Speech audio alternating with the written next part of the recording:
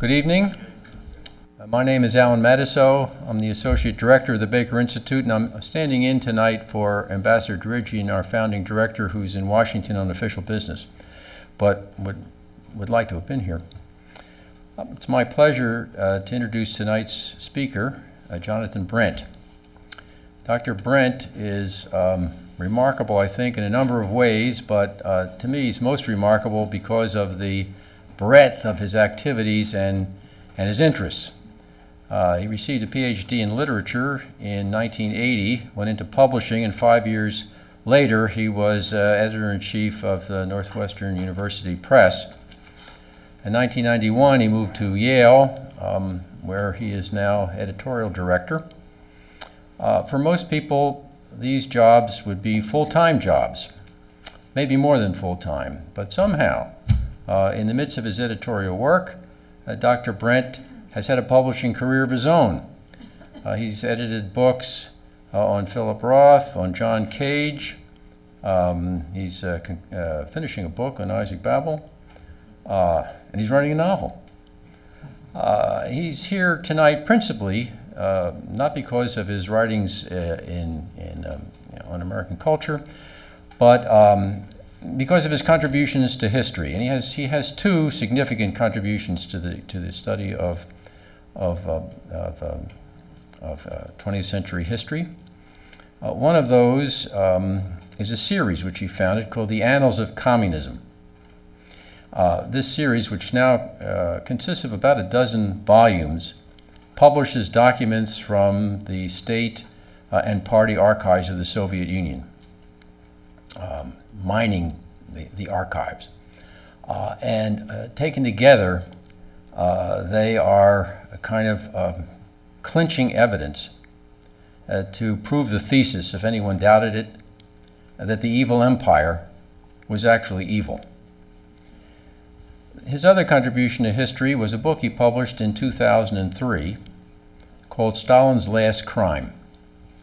I recommend this book to anyone interested in contemporary or post-World War II history, and anyone who likes to read detective stories, because this is an engrossing detective story. Dr. Brent takes weaves together the threads of evidence and creates a picture, a compelling picture of the doctor's plot. The doctor's plot was concocted by Stalin in his last years as a prelude to what he intended to be the next mass terror. Only Stalin's death on March the 5th, 1953, amid circumstances that were themselves rather mysterious, only that death prevented another of the terrible cataclysms that have marked the 20th century.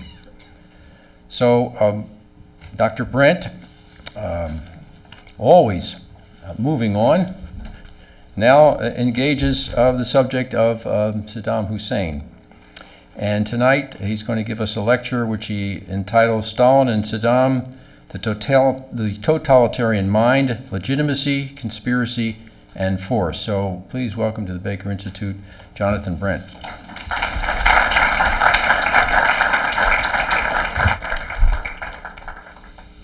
Thank you very, very much. It's really a great pleasure to be here, and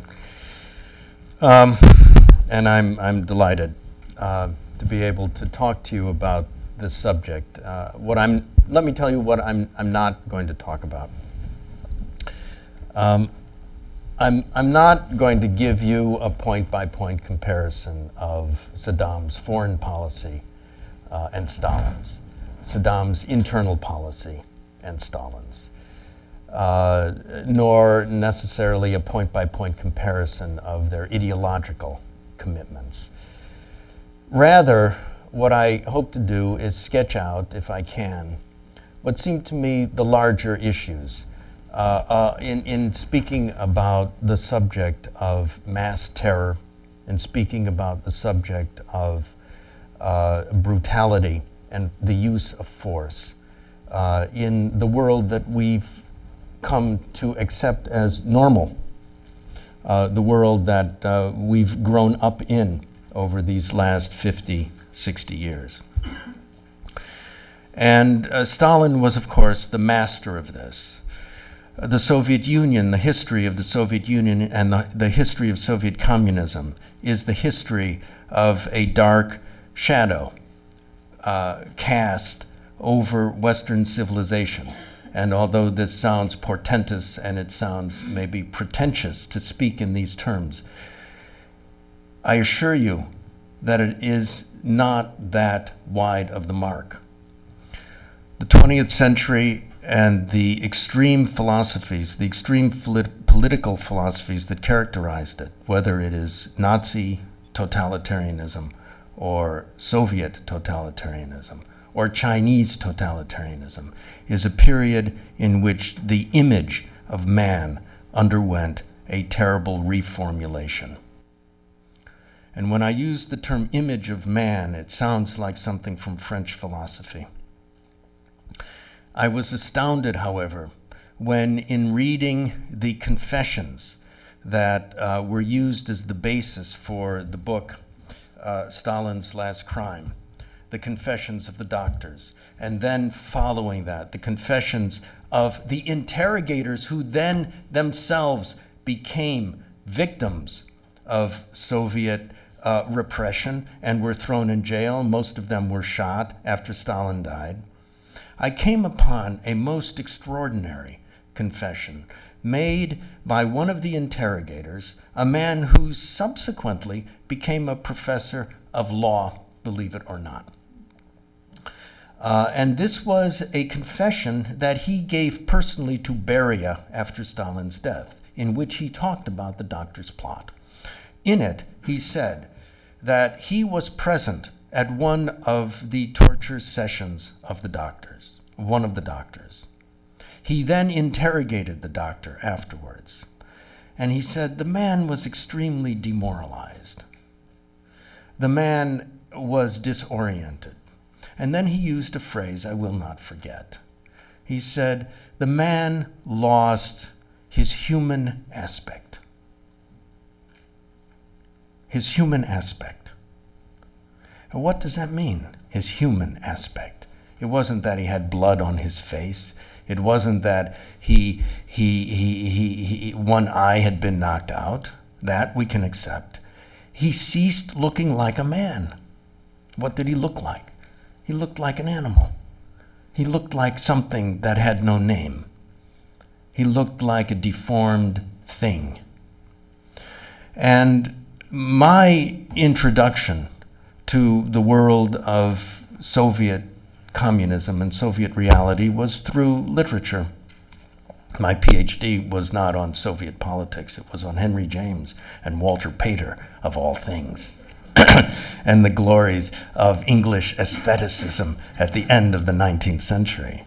But I had a strong interest in Russian, had studied Russian, and had read Osip Mandelstam and Akhmatova and Isaac Babel, and was quite magnetized by this writing.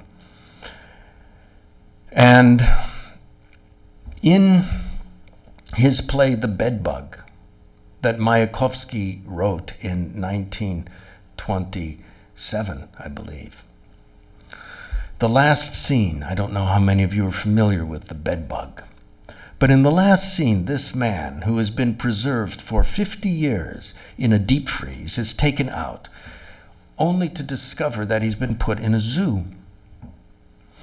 And he has a guitar with him. And the zookeeper has a delegation of visitors to the zoo. And they come to it. And there's the exhibit. And in one cage, there is the man. And in the other cage, there is the bedbug that they found on the man when they unfroze him 50 years later. And the bedbug was still eager to suck the man's blood. And the zookeeper says, now, he says, notice, this is a common bedbug. Bedbugus vulgaris. But this, don't be deceived, comrades. It looks like a man, but it isn't a man. This is bourgeoisius vulgaris bedbugus. And he said, it is the worst kind of bedbug because it is a bedbug that emulates the behavior of a man. And don't be deceived by it. And the people are shocked. How can such a thing be? Something that looks like a man. And so the man who is in fact now become the bedbug takes out his guitar and he starts playing the guitar. And this, of course, sends shockwaves through the crowd, and they all dissipate because they can't stand this fanciful behavior on the part of something that is not really human. But this turning of the human into the inhuman becomes the mark of our century. What is it that happens to Gregor Samsa in the Metamorphosis, that is 1912? He wakes up as a bug. But what is it that really marks the metamorphosis that Kafka imagined in 1912, 6 years before the revolution? It is that this poor man who has a lowly job as a clerk, as a salesman, is not just a bug. It's that he's on his back and his little legs are wiggling above his head, and he cannot set himself right. He cannot get on his feet. He is on his back. He is turned upside down. And this is a turned upside down century, a turned upside down world, and the bug cannot escape from it. And the image of man has been transformed. And none of what I am saying is new. What was new for me was to find this thug, this KGB interrogator, using that very language in describing the result in this man he interrogated, to say that he had lost his human aspect. He had been completely dehumanized. Not philosophically. I don't need a theory from Ortega y Gasset or anybody else to describe it. All I need is to read those confessions. That's where the point of deepest concern, it seems to me, is between Saddam Hussein and Stalin and his Stalinist forebears. It is absolutely true that he modeled himself on Stalin. He as a young man in the 50s in exile in Egypt, he studied Stalin. And it's known that he groomed himself, his mustache and everything else about him, to resemble Stalin. And he would walk around and he would point his finger at people and he would recite the Stalinist maxim, where there is a man, there is a problem. Where there is no man, there is no problem, which was basically Stalin's theory of organizational behavior. And it's true that when he became the president of Iraq, he made a trip to Russia. And there he visited Stalin's dachas in the Crimea and in Moscow. He was fascinated by Stalin. He read everything he could put his hands on about Stalin. He read as much of Stalin as he could. Is he a Stalinist? In some respects. Is he a Stalin himself? No. He doesn't possess any of the deeper qualities that Stalin possessed. But he learned from Stalin what? Brutality. He learned that cruelty is the heart of an effective political organization. He learned that party discipline is the supreme value. He learned that if you tell a lie enough times, it becomes the truth. What he didn't learn from Stalin, what made Stalin Stalin, was caution. He didn't learn the things that Stalin taught or tried to teach to Georgy Dimitrov, the head of the Comintern, who in 1949 had become the head of Bulgaria after the war. Prior to that, he had been the head of the Communist International and was a close associate of Stalin's and would write everything Stalin said in his diary. which we have recently published in English for the first time. It's an astounding book. But in 1948, after becoming president of Bulgaria, Dimitrov goes to Moscow and he asks Stalin, "What shall I do?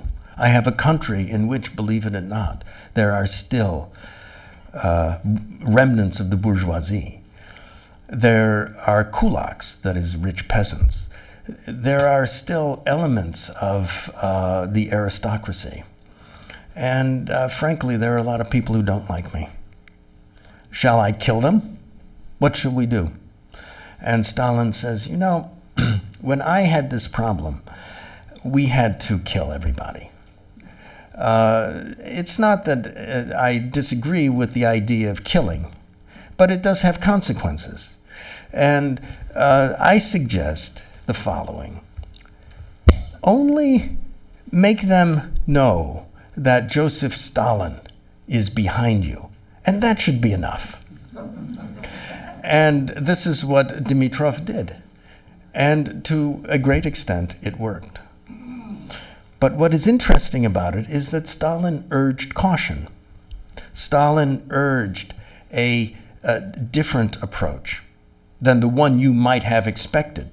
When in 1951, the head of the KGB came to Stalin and said, "We have learned from our agents on the ground that an action can be taken against Tito. What do you advise?" Stalin said, "Bring them to me." And they got together and they had a meeting. And he heard them out completely. He heard all the intelligence reports out. And he said, and by this time he and Tito had already fallen out.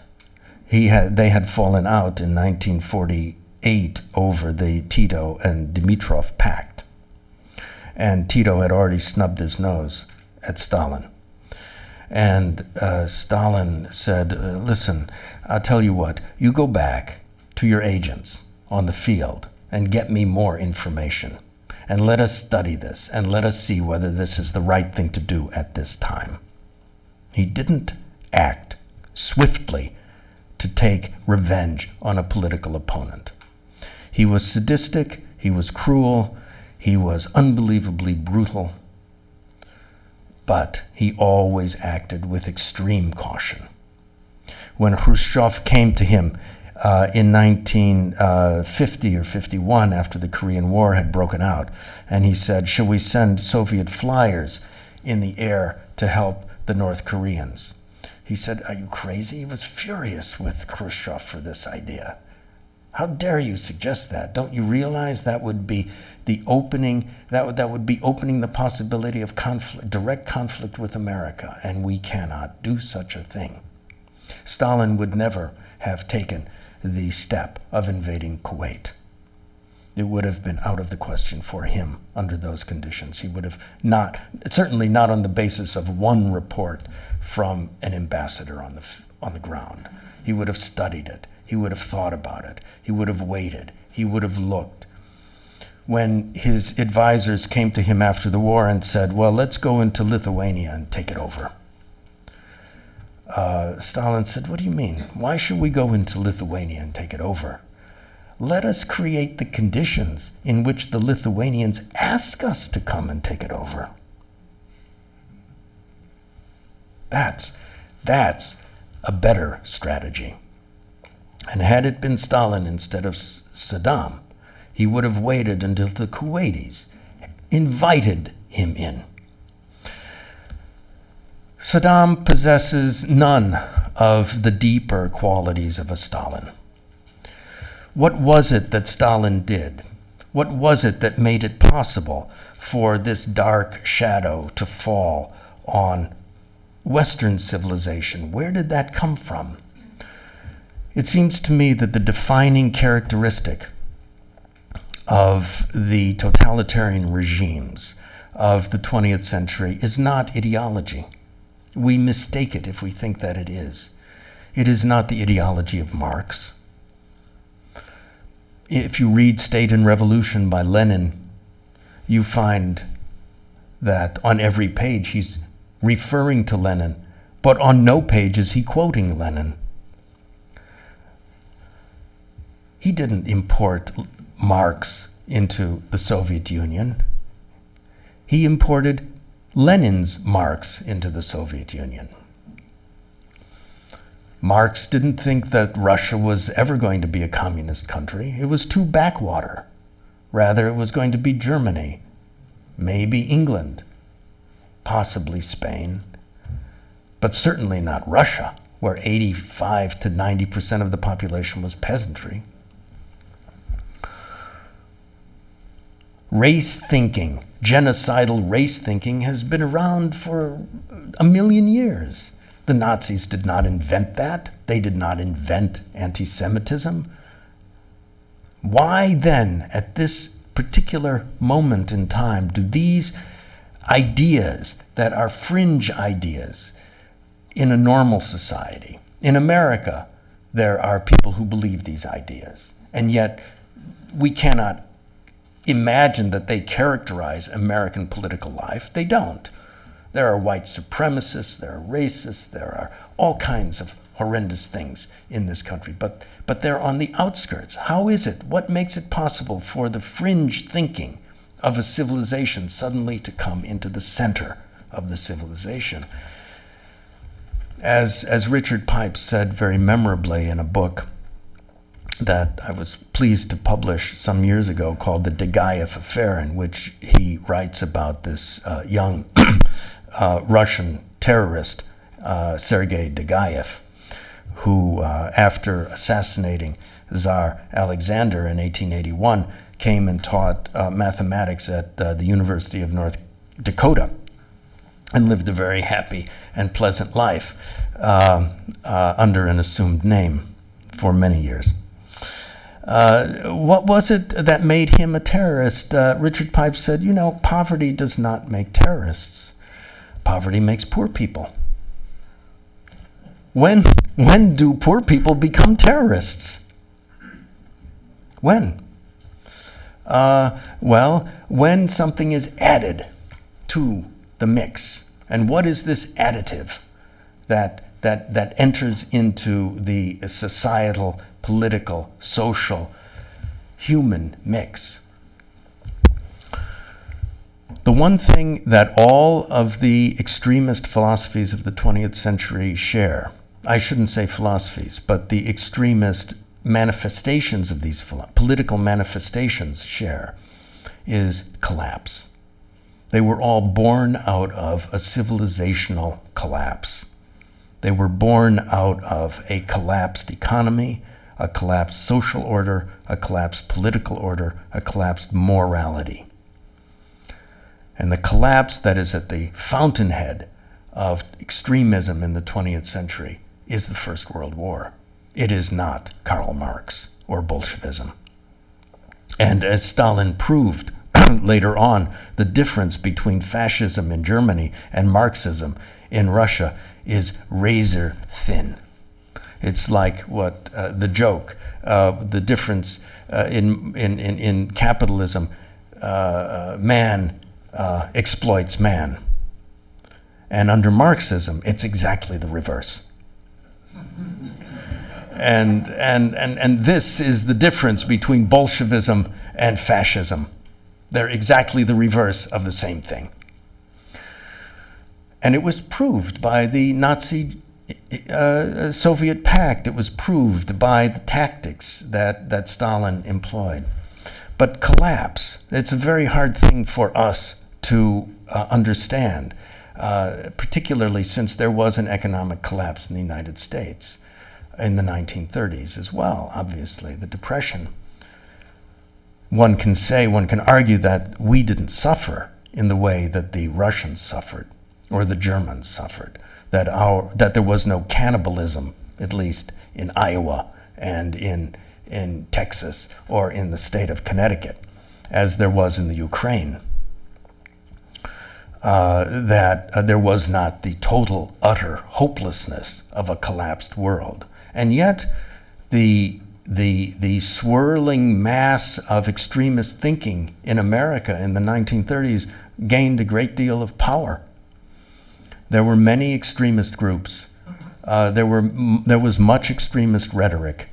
There was much concern about a broken world. There was much despair. There were suicides. I don't need to go on about this. What was it that differentiated America from what happened in Europe at the time? And I'll get back to that in my view. But in Europe at that time, as Kafka imagined, it was a world that was turned upside down, in which what was normal when you went to bed was no longer normal when you woke up, because now you were a bug with your legs in the air. And this collapse, this collapsed order, was the collapse of a civilization that, as this thug interrogator said, was of a civilization that had lost its human aspect. It had lost its way. And into that void came Lenin. And into that void, after Lenin, came Stalin, and prepared the way. For what?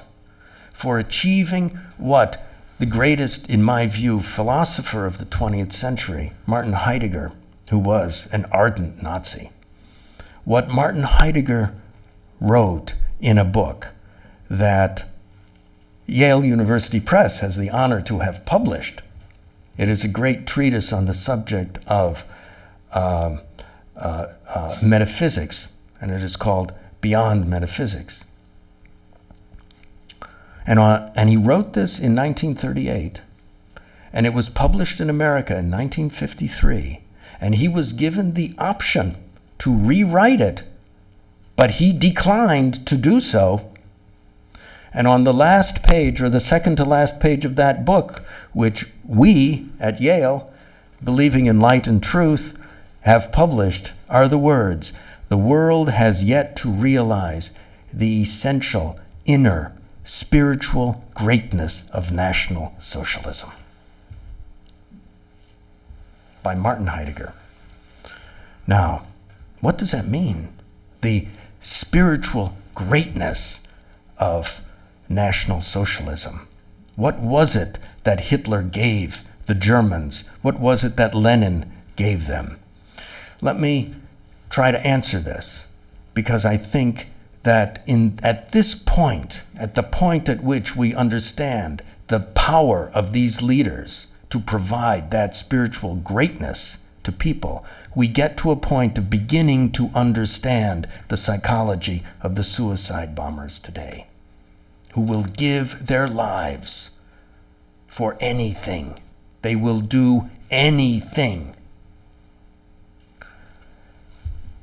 When Nikolai Yezhov, who was the head of the NKVD, he had become the head in 1936, and he was the man who engineered the quote-unquote Great Terror that peaked in 1937.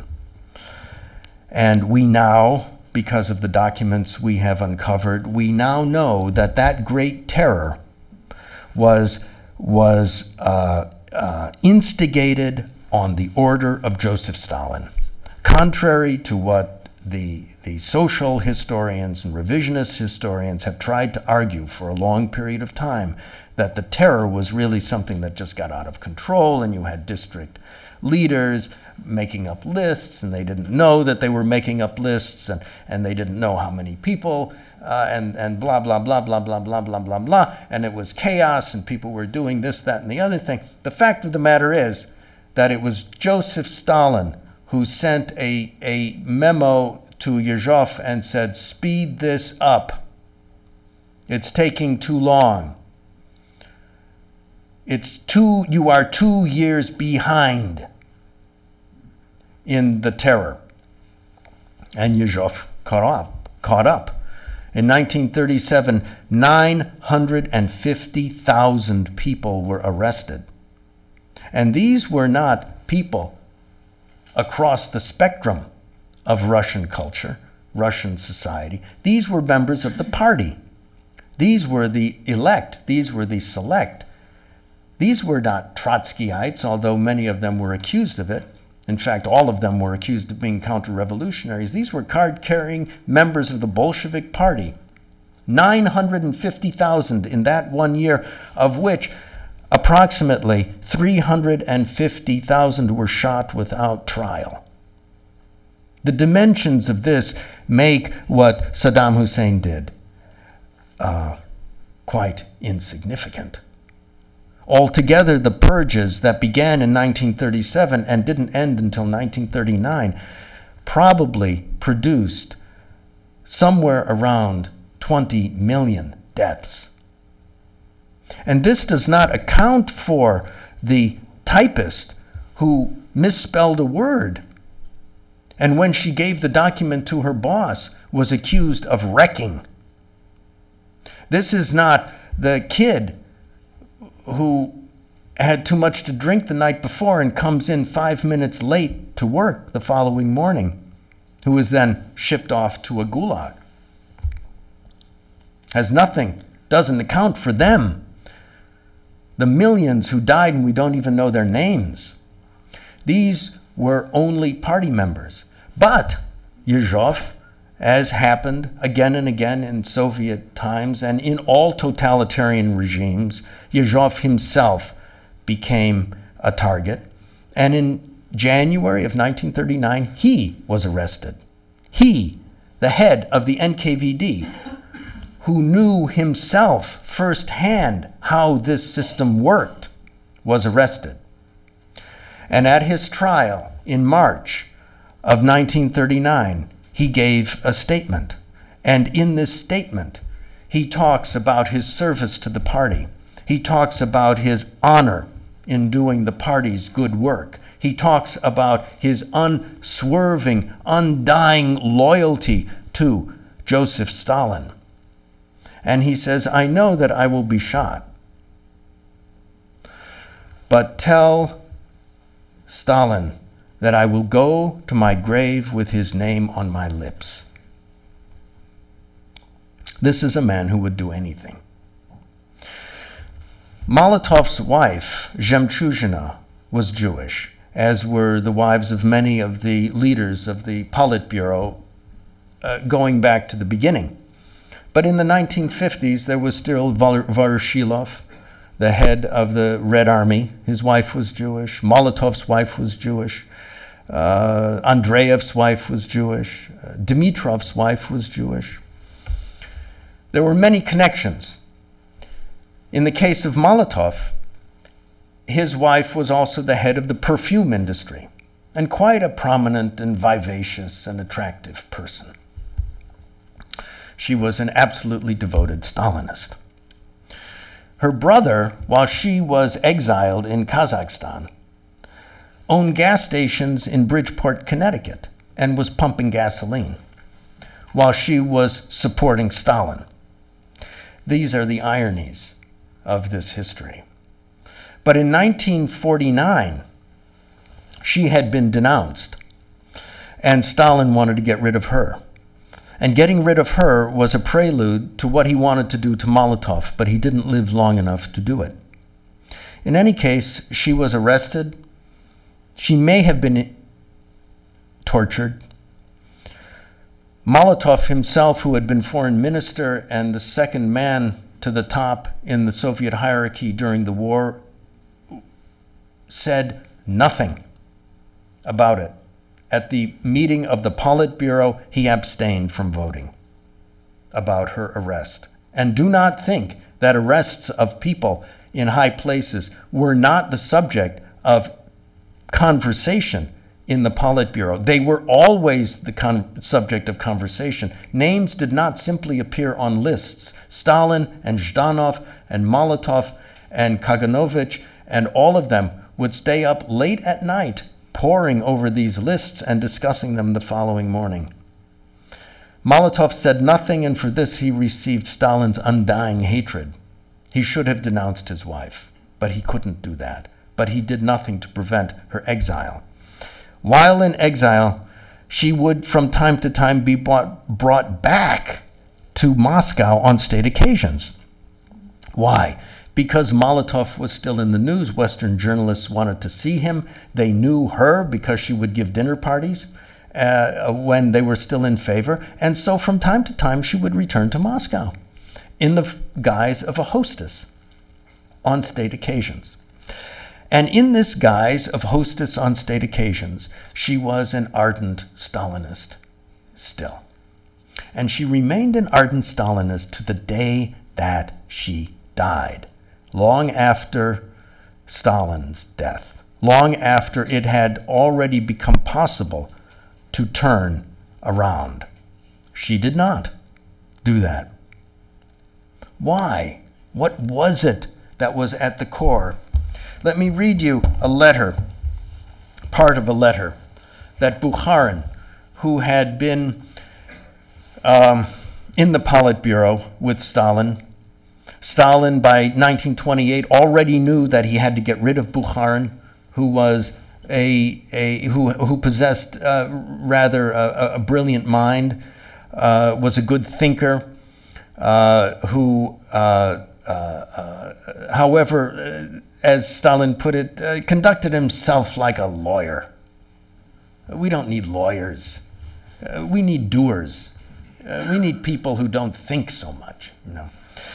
So in 1928, in a letter to Molotov, Stalin essentially already denounces Bukharin, but not until 1936, 37,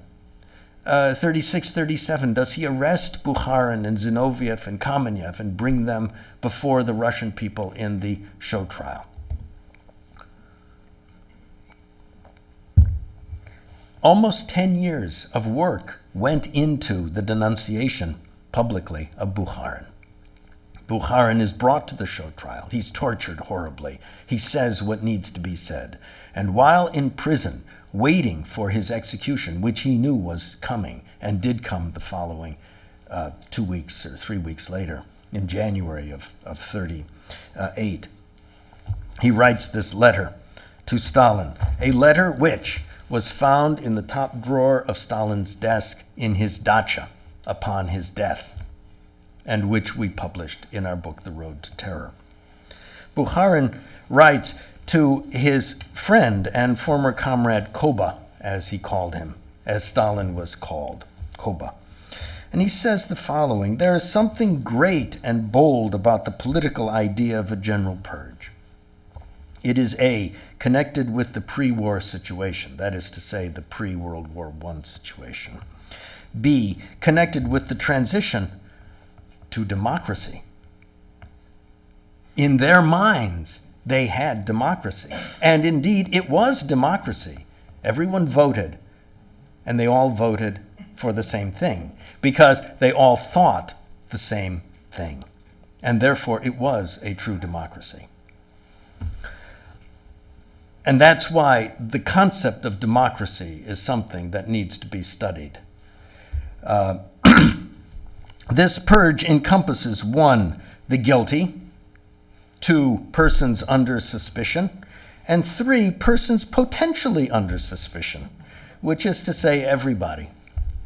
Certainly everyone in this room would be potentially under suspicion. Why? Because we do go to bed at night, and at night we do have thoughts that are not always perfectly in keeping with the morality or the political commitments that we make when we're awake. Because we're human beings. And therefore, we are all potentially under suspicion. Bukharin goes on, this business could not have been managed without me. Now you might say, well, he's pleading for his life and he wants Stalin to think well of him. In fact, what this is about is only that he wants Stalin to think well of him. He knows that he's going to be shot, as he says earlier in the letter, but he wants to go to his death feeling that he is doing so with honor and dignity. This business could not have been managed without me. Some are neutralized one way, others in another way, and a third group in yet another way. What serves as a guarantee for all This is the fact that people inescapably talk about each other, and in doing so arouse an everlasting distrust in each other. In this way, the leadership is bringing about a full guarantee for itself. And this is one of the most remarkable articulations of a political anti-philosophy that I have ever seen. What does it mean? It means that the full guarantee of the survivability of the Soviet regime is based on distrust, not on trust. It is based on distrust. Now, all of us who have read Rousseau's Social Contract, whether we believe that there is a social contract or not a social contract, because none of us has signed one, but there is an implied social contract of some sort in what we take to be civilized Western society, in which there is an understanding and a trust between the individual, the citizen, and the government in which he lives. There is a trust between citizens, so that if I walk through the door, I don't expect, you should not expect that I will slam it in your face if you're walking behind me, so that we don't trip old ladies walking across the street, so that we can expect that our children receive an education, and the education is not filled with lies and so on and so forth. There are things that we simply have to trust. But in the world of Gregor Samsa, in the world of Kafka, and as one Czech literary scholar said to me, you in the West, you can't understand Kafka, because for you it's surrealism, he said. For you it's images, it's symbolism. He said, for me, it was daily life. Kafka was realism for me.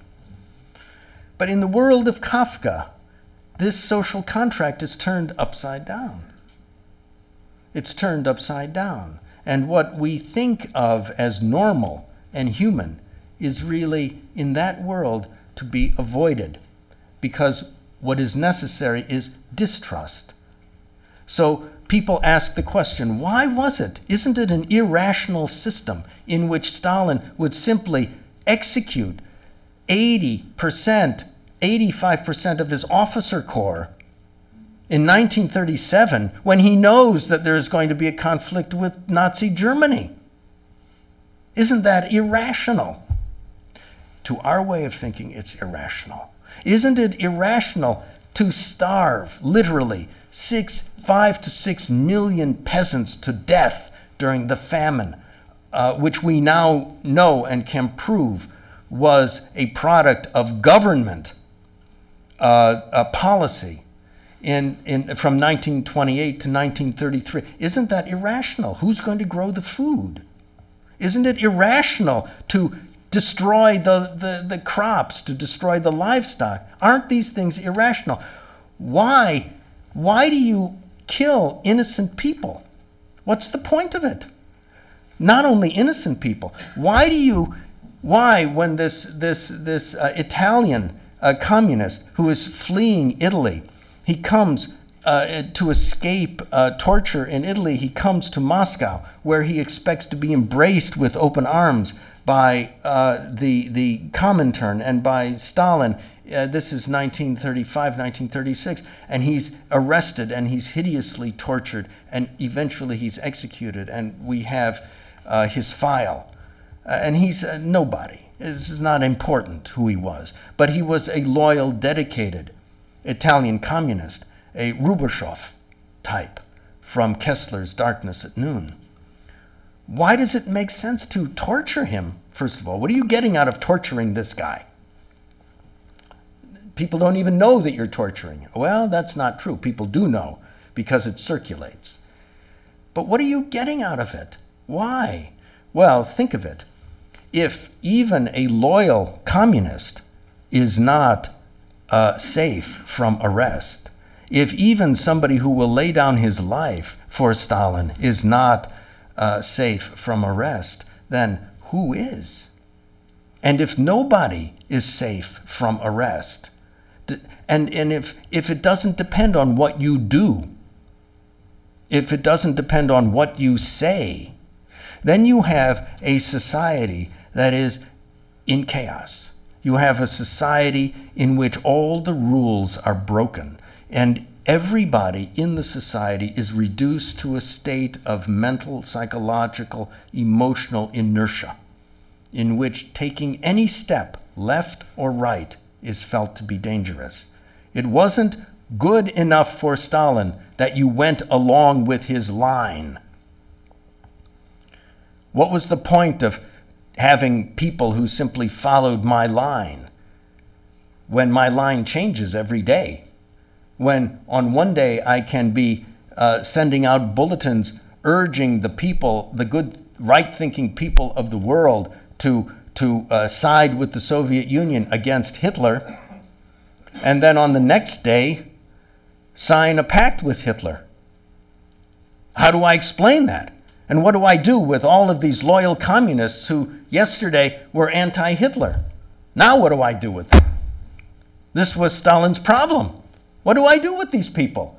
They think I've betrayed their interests. I haven't betrayed. They should have no interest.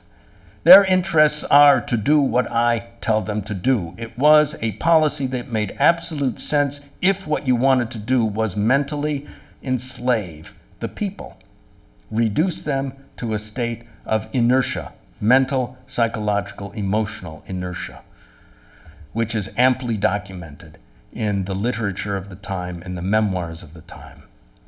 What is astounding in all of this is that you then have Yezhov, you then have Bukharin, you then have Zhemchuzhina.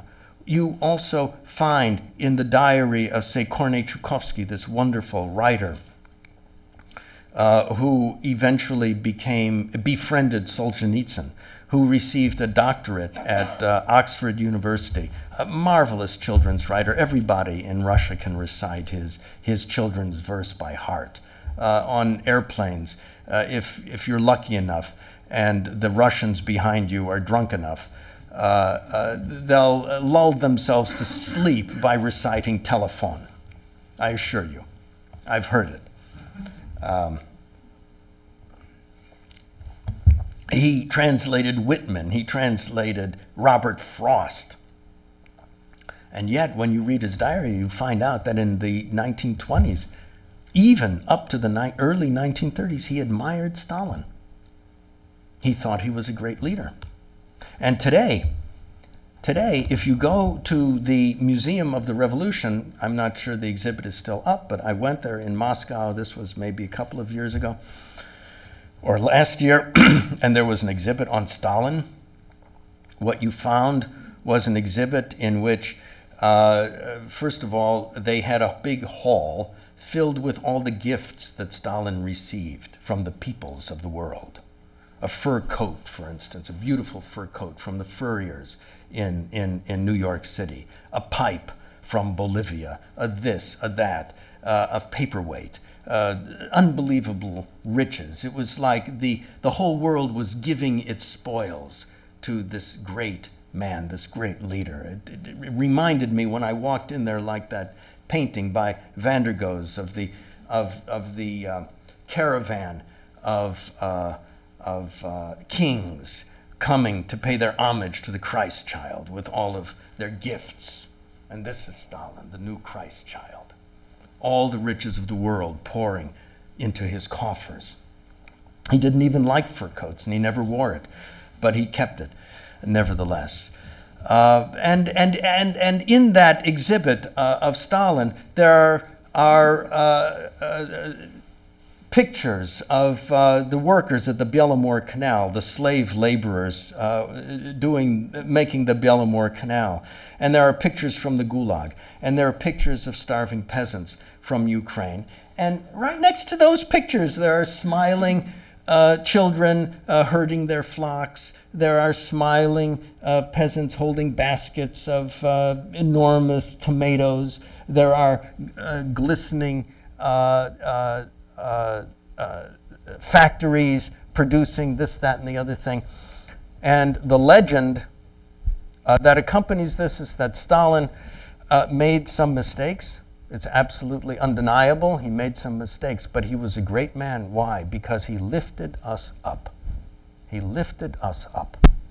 And I would say that is exactly what Osama bin Laden is doing to the Arab people. He is lifting them up. He is giving them what Heidegger thought National Socialism gave the Germans. He is giving them an inner spiritual greatness. He wishes to reestablish the caliphate.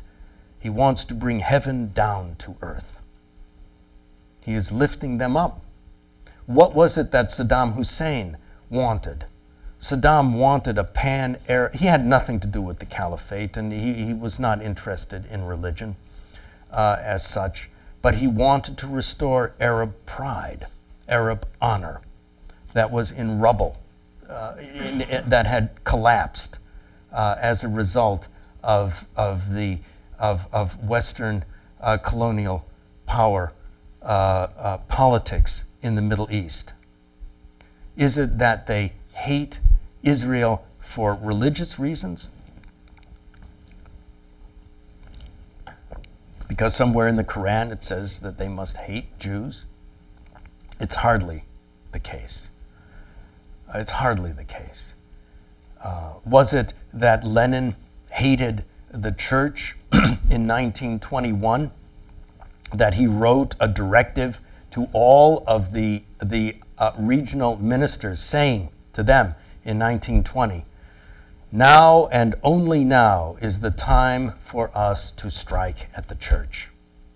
Now, when famine ravages the countryside and human flesh is being eaten in the villages, now is the time for us to seize church valuables, appropriate all of their property, and smash the power of this institution. Why? He says, why should we do it?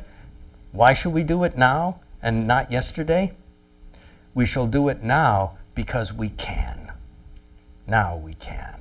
Yesterday we couldn't, but now we can. Why? Because the collapse of the civilization had reached such an extent that he felt that even the peasantry would no longer support the church. And indeed they did not. Does he say in this, we shall crush the church to eliminate religion from Russia? No. Does he have a theological argument with the patriarch? No. He doesn't really believe that religion is any more of an opiate to the masses than anything else. It's not about opium.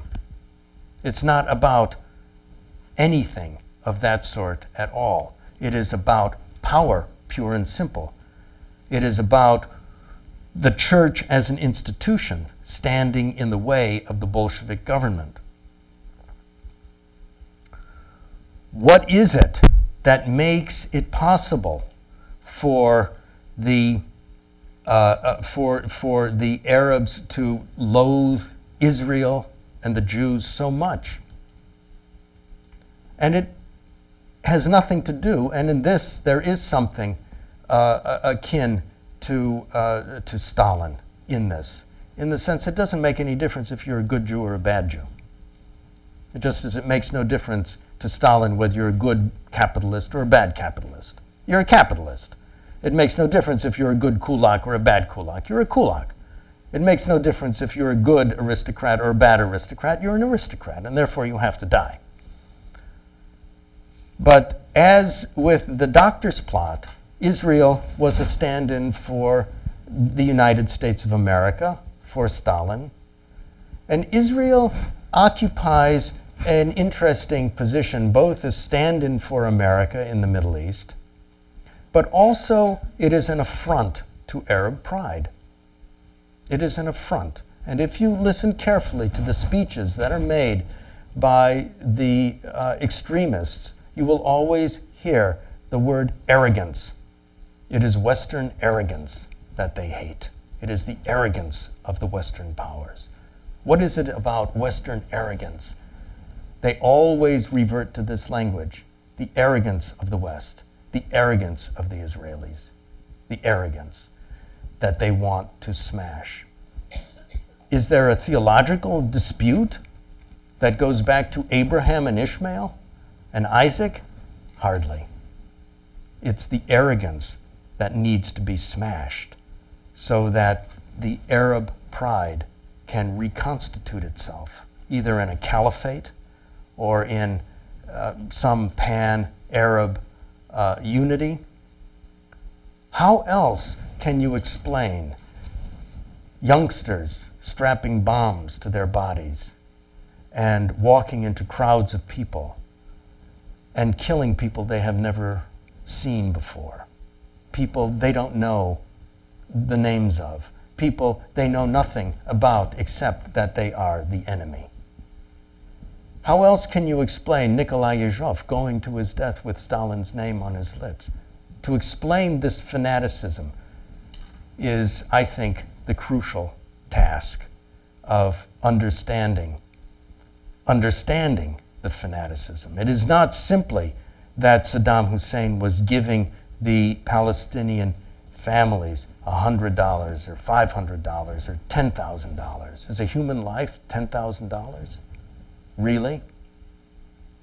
And I believe that we have to look rather at the deeper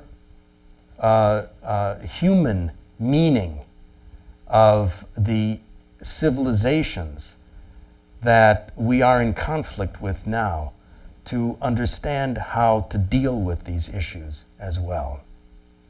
What saved America, it seems to me, in the 1930s was partly the public works projects.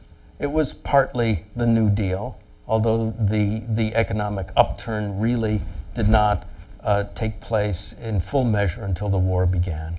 But it was that in America there was also a dignifying idea.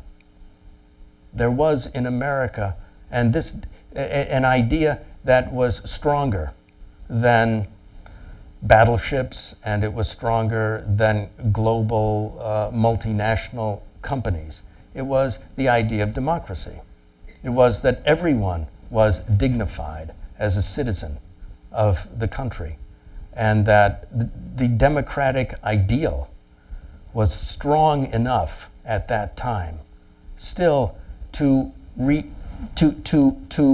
keep together the core, the belief system that made it possible for America to withstand the collapse that happened everywhere else in the European world and led to such unbelievable consequences.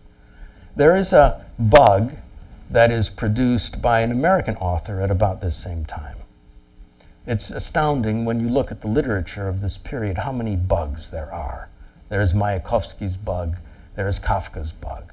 Čapek, the great Czech writer, wrote the insect plays. But one of the great American writers also wrote a story about a bug.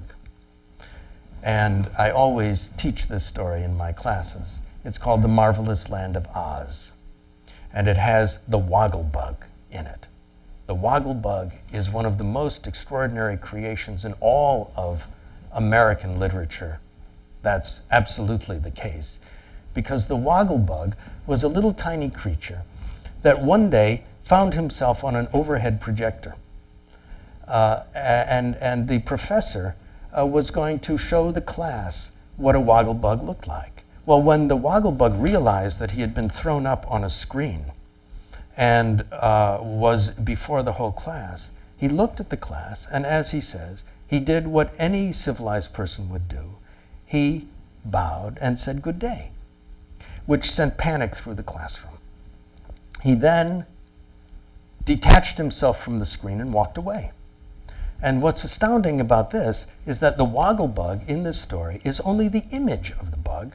The real one is still on the overhead projector. Now, Frank Baum wrote this story in 1902, 10 years before Kafka's Metamorphosis. But the woggle bug in Baum doesn't become this hideous, deformed creature. He goes on and he has a wonderful career as a teacher in the Land of Oz, and he instructs people in witty conversation, specializing in puns. And at the end of the story, Glinda, the good witch, looks at all of these this strange collection of odd, deformed creatures, the Tin Woodman, the Scarecrow, the Wogglebug, the Sawhorse, and also at Tip, who has been transformed from the boy back into what he really was, which was Ozma, the Princess of Oz. And she says, "How do you feel now?" And they say, "Well, now we're happy." And she says, "Why? Why are you happy?" And they look, they're quizzical. She says, "Because you have the riches of content." The riches of content. And that contentment at the core of the American psyche in 1902 is not yet dissipated, even by the depredations of the Great Depression of the 30s. What is it a contentment with? It is a contentment with things somehow being in the right place. Somehow we are not turned upside down. Somehow each of us possesses a voice, an identity. And this, it seems to me, is the legacy. This is the greatest weapon that we have.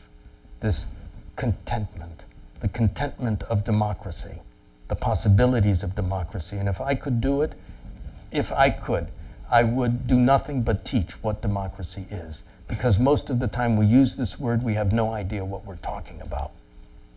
We don't know what it is. There's a very great scholar on the subject at Yale, Robert Dahl, who has just written a book, What is Democracy? It's not an easy idea, but it's one that we need more and more and more discussion about. And throwing it around and talking about imposing democracy, it's not clear what we're even talking about, imposing. How do you impose it on people to think freely for themselves? How do you impose it on people to be distinct individuals? These are all questions that seem to me of great import today. And I take it that that's the work of the Baker Institute. And so I'm very delighted to be here.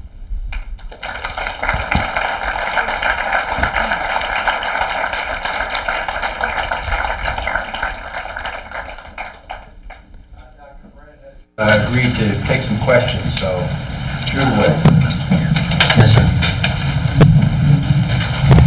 In view of your discussion of democracy, what do you think of the possibilities that there will be any type of democracy, successful democracy in Iraq? Well, I'm not an expert on the Mideast, and I'm not an expert on Iraq, but I don't think that democracy is something that is transportable in a box or by airplanes. And you certainly don't get democracy in bombs or in bullets. I think it has to grow out of the will of the people. I think the deepest lesson that I have learned from my study of totalitarian regimes is that they never, in fact, were imposed from the outside. As much as we call Stalin the tyrant, and he was a terrible tyrant, the stories of Jemtchuzhina and Bukharin and Yezhov, and these can be multiplied endlessly, tell us something very, very important, that the power of that regime grew out of the will of the people. When, in the 1950s, that began to crumble, and people came into conflict with what they took to be the ideas underlying the society. For instance, people would object all of a sudden in the 1950s about things they wouldn't have objected to in the 30s. This one man said that when he was interrogating this Varfolomeev character, and he forced him to give false confession, he said, "I felt that I was contradicting my party conscience."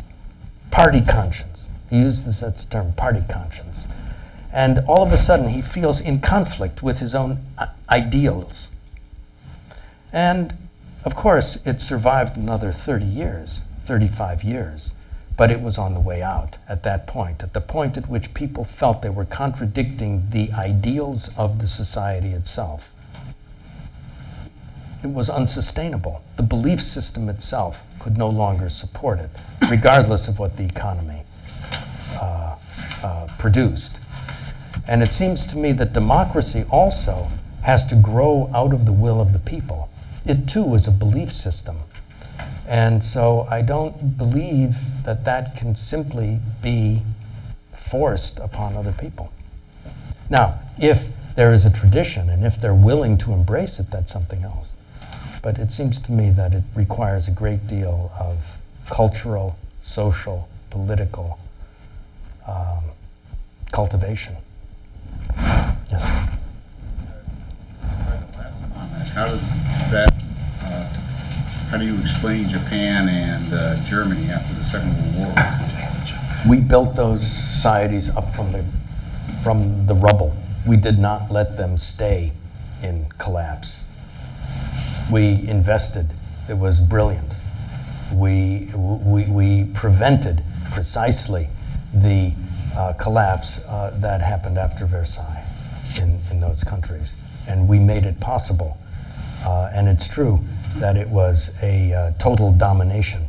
And perhaps if we were willing to do that in Iraq, we could accomplish the same thing, but we are not willing to do that in Iraq. We're not willing to totally destroy and build up from the bottom. And that's the way I see it. And so we were able to put in place a value system and a social system and an economy that made sense. Yes. You mentioned that Stalin's top henchmen had Jewish wives. What was the significance of that? It's interesting. You have to remember that at the time of the revolution, many of the top Bolsheviks were Jewish as well. Trotsky, Zinoviev, Kamenev, many others. They were all rooted out eventually for one reason or another. I think that it is partly the result of the fact that Jewish women were highly educated. They were highly politically committed. They were cosmopolitan often. They could speak several languages. I don't know. It's an interesting fact, however. I want to ask you about Hannah Arendt's famous thesis that the totalitarian mentality was such that when the collapse, in this case you're talking about fascism, happened, that it was like a bad dream waking up, that people just dispelled it instantly, and so you wouldn't have to worry about what Eisenhower, for instance, was worried about, chasing, Nazi hangers-on around Europe.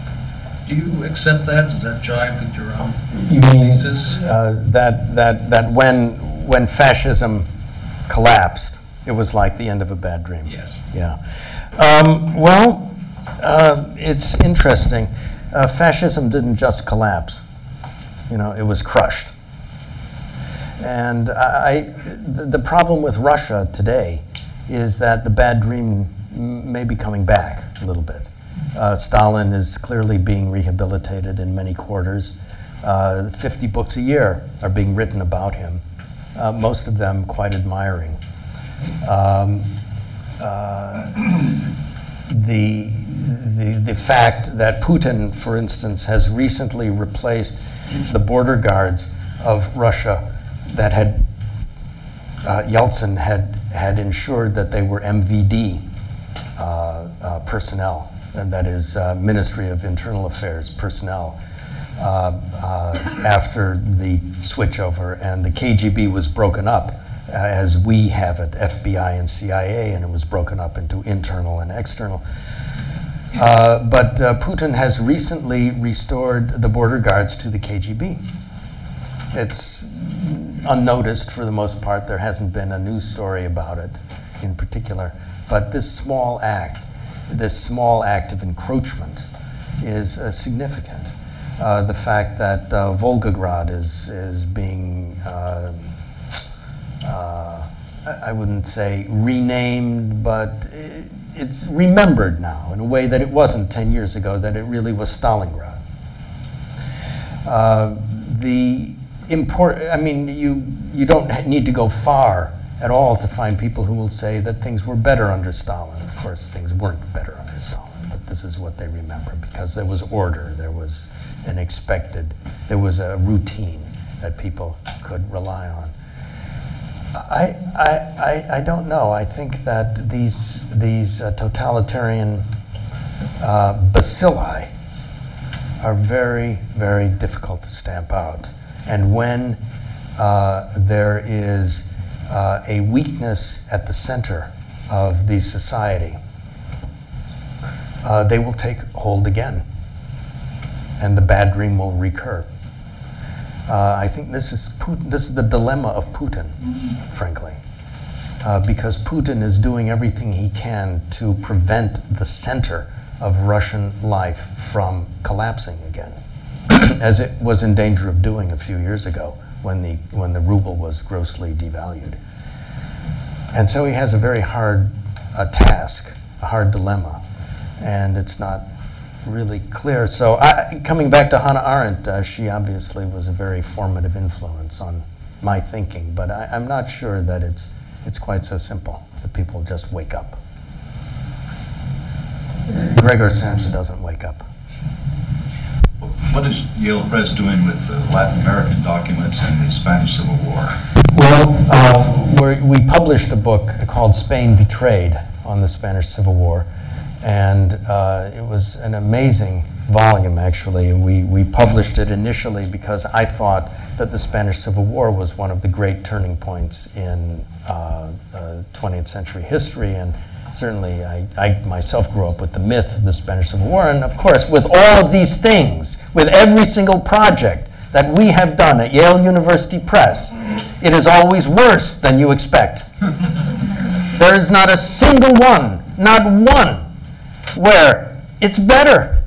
As I said to Bill Buckley, I said, Bill, I don't care where these documents lead. If they show me that Alger Hiss was running adult daycare centers in New York City instead of being a Soviet agent, I guarantee you that's what I'm going to publish. And he said, fine, be my guest, see what you find. And indeed, we find always that it is worse. And as we began exploring the history of the conflict of the Spanish Civil War, boom! One of the first documents we find is a speech that Georgy Dimitrov gives 2 weeks after the conflict breaks out in 1936, in which he says, comrades, now is not the time for us to take over the Spanish Republic. Now is the time for us to act in the guise of supporting the Republic. Until such time, comrades, as conditions are right, and we can then take it over. And we will then have a beachhead. And he uses almost these words exactly. A beachhead of Soviet power in Western Europe. And this is 2 weeks after. What we found was that George Orwell's account in Homage to Catalonia was absolutely true. That the Soviets were fighting and repressing the Republicans themselves, because they were afraid that the Republicans were going to build a government that would alienate the Soviets. So this was rather a shocking book when it came out. The Russians obviously did not like this book, even though they collaborated in helping make it possible. It was a huge success in Spain. And unfortunately, the article in Vanity Fair that appeared on this book in August of 2001 was quickly forgotten after the events of September 2001. But it has formed the basis of a whole new historiography of that conflict, and Stanley Payne has now written 2 books for us on the Spanish Civil War, and we've now commissioned a narrative history of the war that will put all of the pieces together. Yes? Talk about these people that Stalin eliminated, but why were their papers saved? Or didn't he consider that? Stalin's own papers were saved, by the way. the way. The only person whose papers weren't saved was Khrushchev. By the time Khrushchev took power, he realized what the problems might be because he was intent on de-Stalinizing the country and labeling Stalin a criminal. And so Khrushchev destroyed almost all of his papers. We have found nothing with his signature on them authorizing the purges, although we know that in the Ukraine he was very active in doing this. Why did they save these? Why does Bukharin say that the purges are a step toward democracy? Think about that. How could he use those words? That the purges were an instrument for achieving democracy. How is that possible? I can't find it right this second. But they didn't think they were doing anything wrong. And they needed to establish their legitimacy. This was one of the crucial problems of the Soviet regime, was establishing its legitimacy. And they saved everything. Because why do we keep family snapshots? It testified to our existence.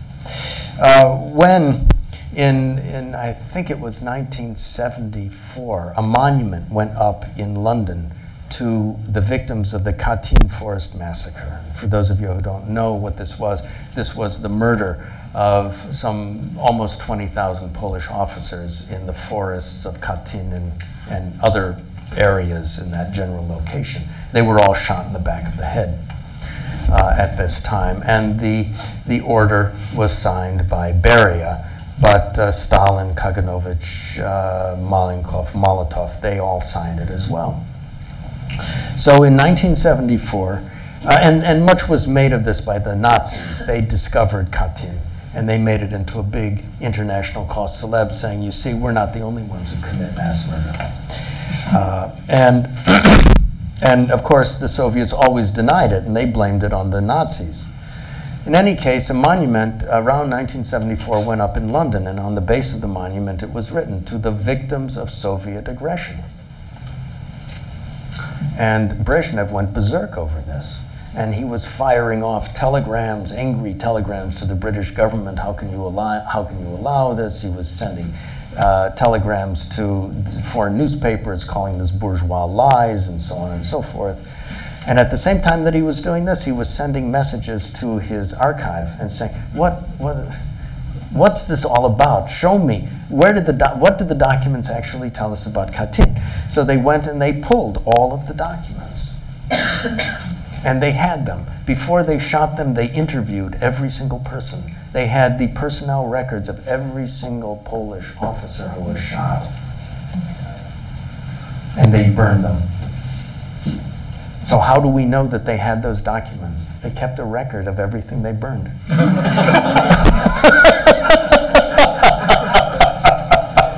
And we'll be publishing this book next year.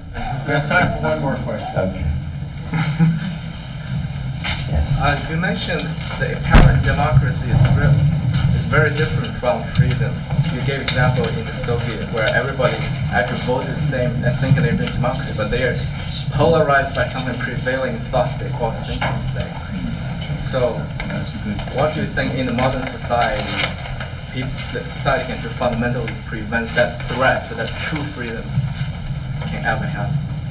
That's a great question, and Could you repeat it? the question is, there's a difference between real freedom and the false freedom. I think we can all agree that the freedom that Bukharin alludes to in that letter to Stalin is a false freedom because it's based on essentially coercion and coercing everyone to think the same way. Is that correct? Yes. So what can be done to ensure that real freedom survives? It seems to me one of the things that is necessary is to build up democratic institutions. that freedom is always a matter of checks and balances. And as boring as I found this to be when I studied it in 8th grade, and as completely mundane and uninteresting theoretically, I think that this is a key aspect of the American system. That is to say that there are institutions that lie outside the government framework that have a role, that have power, and to ensure that the political landscape does not resemble the scene set of Beckett's Waiting for Godot. The set of Waiting for Godot is what the Soviet political landscape looked like. There was only one tree, and it only had 2 leaves, and that was it. Our landscape has got to be filled with institutions. It has to have a court. It has to have a vibrant Congress. It has to have an election system where people can express themselves and do so in a way so that what they say has an impact. It seems to me that the press plays a role in this. It seems to me that education plays an important role in this. And there are so many factors. This is why I say I think democracy is something that needs to be studied and studied and studied and studied. So I don't have anything more. Before we thank the speaker, I'd like to invite everybody to a reception at the end of the program. And now we can thank the speaker.